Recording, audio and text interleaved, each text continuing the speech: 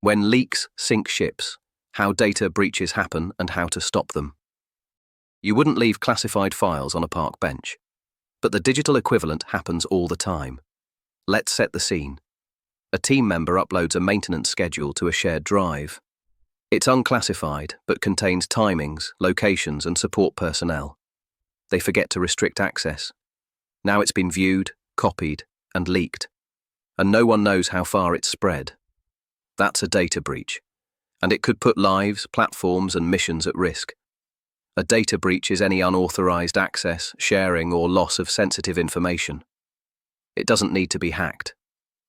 Human error causes most breaches, and once it's out, you can't pull it back. Let's make this super simple. 1. A breach isn't always dramatic. It can be as simple as emailing the wrong person. 2. If you suspect data has been exposed, report it immediately. Don't try to fix it quietly. 3. Never upload sensitive data to unauthorized systems, apps, or storage. 4. Think before you share. Who needs to see this, and how secure is the channel? 5. If in doubt, ask your line manager or security rep before sending or saving. Why this will make you and the base hard to hack.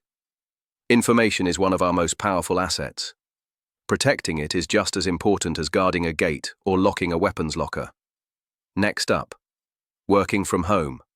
Why cyber threats follow you everywhere. See you in the next video.